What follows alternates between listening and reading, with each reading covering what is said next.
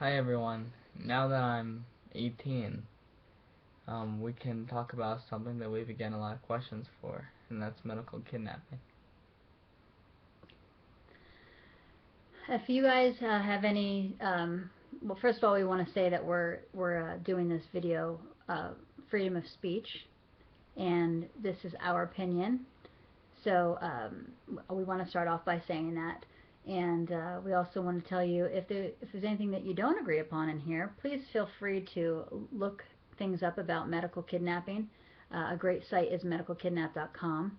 They are an amazing group that are helping families like us that know how corrupt this system is.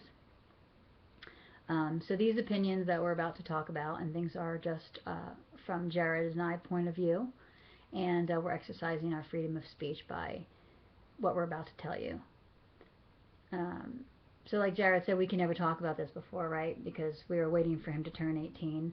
So this is a big celebration for us because not only is he cancer free, which we're getting a lot on his page. I guess people don't realize he's cancer free, but he's been cancer free since December. I'm getting, I see that on your post, right? And stuff. People are saying, hey, I didn't know you were cancer free. Well, we have a lot of new followers, but yes. So Jared has been cancer free since December.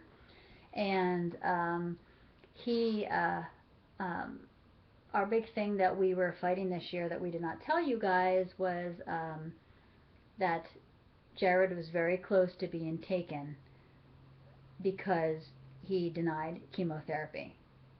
So that's one of the biggest questions we get, right, Jared? Like, why weren't you taken since you didn't do chemotherapy, right? Yeah. So why wasn't he? Well, first of all, God, right? We had the protection of God, I think, and we just, boy, we prayed all the way through this year, and so that is our saving grace. So thank you, God, for protecting Jared. Um, we had a lot of wonderful people that we will not name that helped us through Jared's protection. And so we do want to. They knew who they are, and without naming them, we want to thank them, right? And tell them that we love them for their support and what they have done for us this year for Jared's freedom. Um, so Jared, you wanted to stop chemotherapy, correct? Right. And when we were in the hospital, you told me that you wanted to go home, right? So when that happens, just so you guys know, if you're under 18, you usually don't have the right to do that. Your child will be taken away from you. And we were struggling to keep Jared alive in the hospital. He had severe side effects, correct, from the chemotherapy.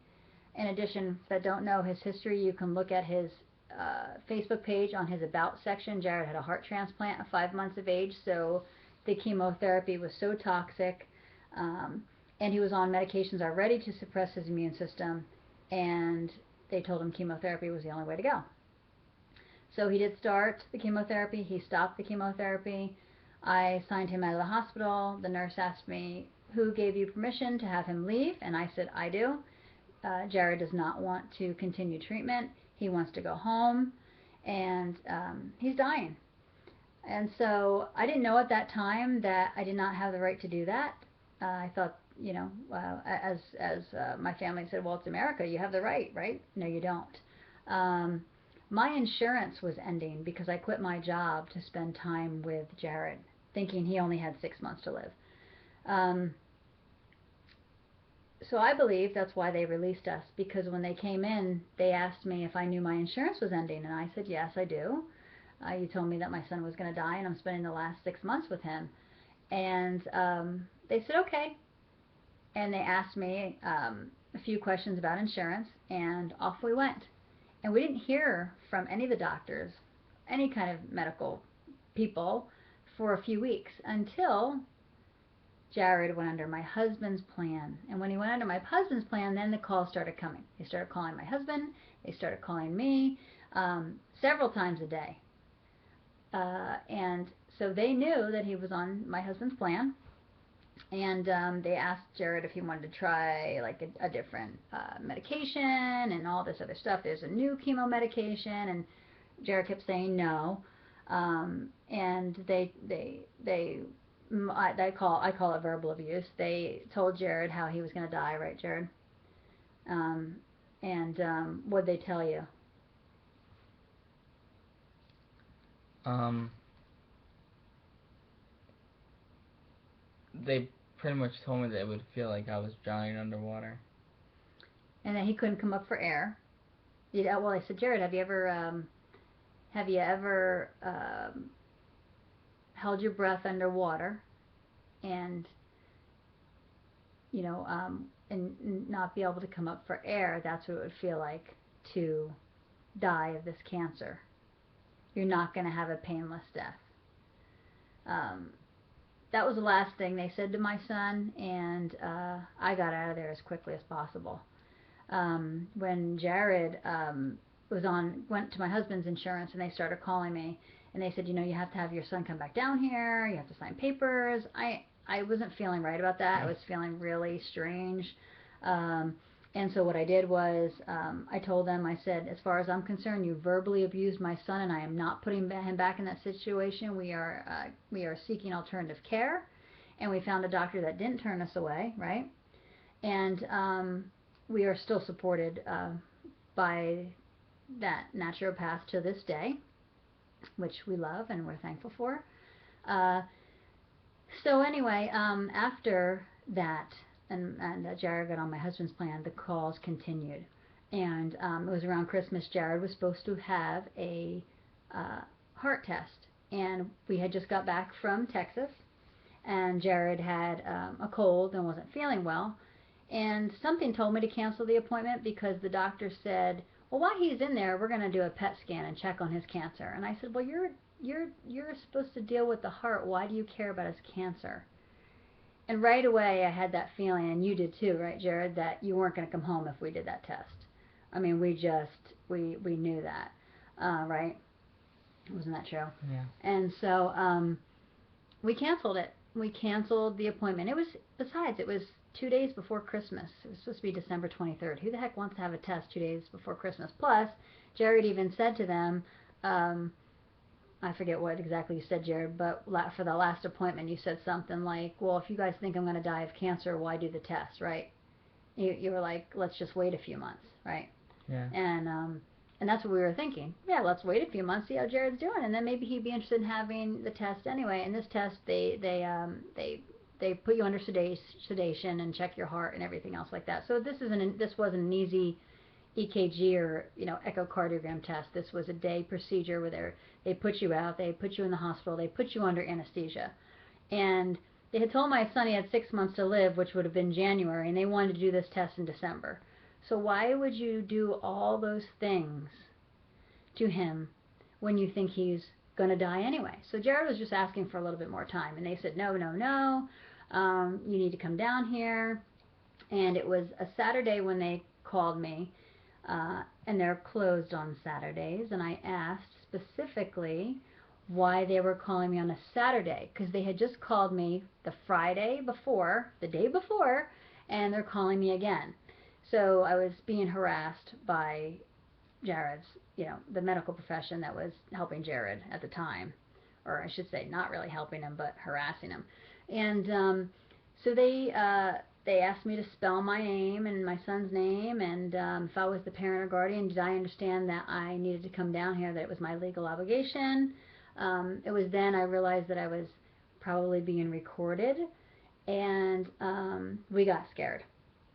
And we started realizing by talking to other parents that were running that this is real.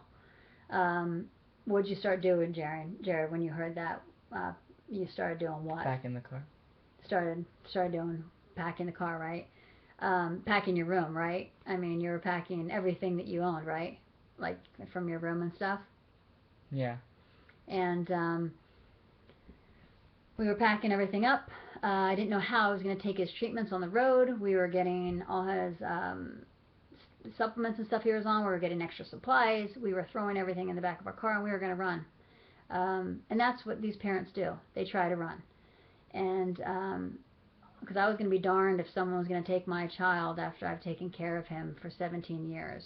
When Jared was diagnosed with cancer, he was 16.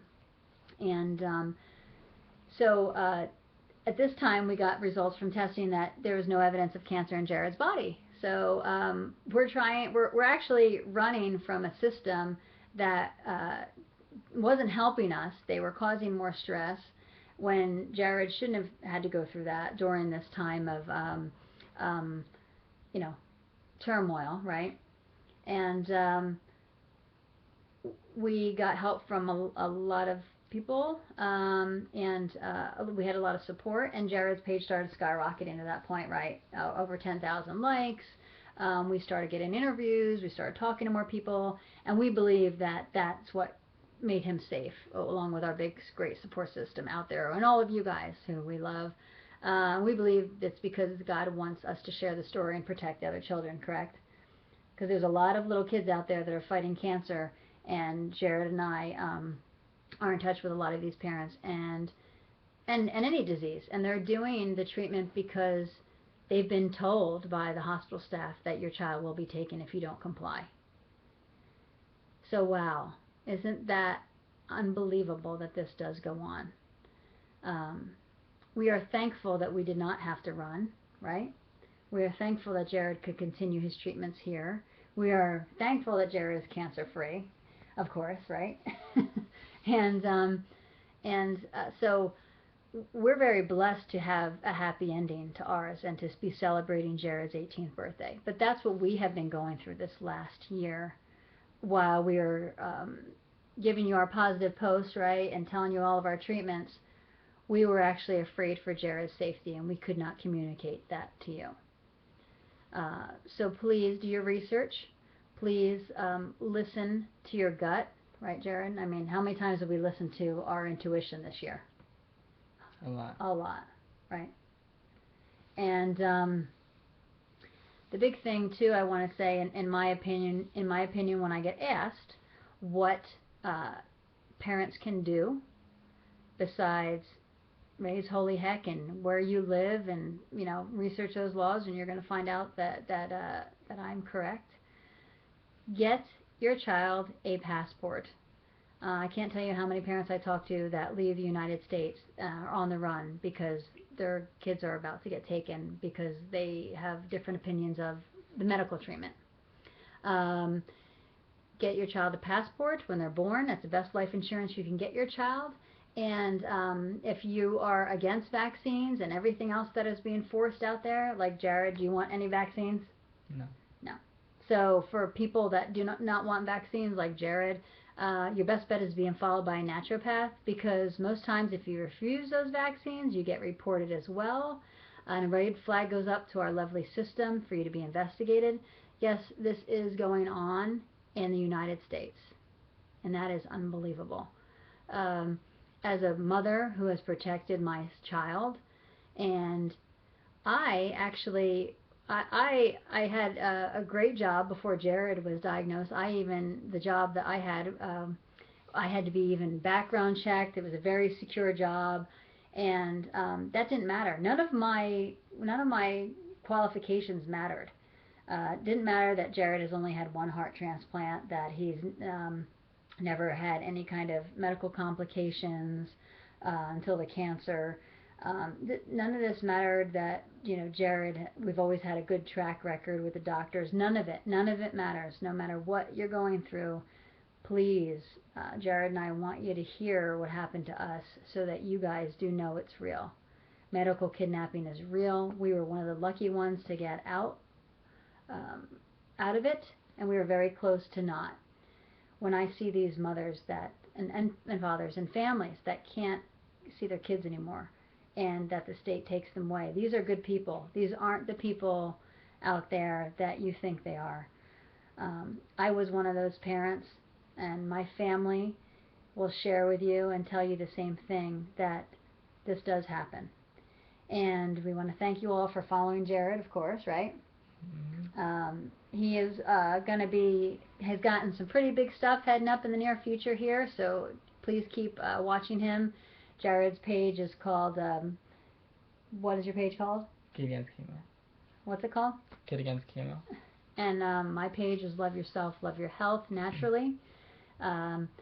We have taken Jared's message button away on his Facebook page due to the fact that we have gotten overloading amount of messages and we're not sure of who those messages are from. So you can message me on my Love Yourself, Love Your Health page, and I will help you answer anything that I can. Or if you want to share thoughts or whatever with us, that's the way people are getting a hold of us. And they're also getting a hold of us through our website, which is also through Jared's Facebook page as well. So you can find all that information out as well. And heck, if you just Google Kid Against Chemo, Jared's info will come up. He's all over out there. So we want to thank you guys. We want to clear the air and let you know that this is real, what happens out there. And I'm just thankful that my son is safe and that he is 18 and that he is with us and he's cancer free. And for all those doctors out there that didn't think that he'd be here right now, well, here he is. And he didn't give up. He believed in himself and he believed in his intuition, and that's, I think, what got you through, right? Is there anything else you want to share with anybody, or no? I don't think so. No? So we both want to thank you. Thank you.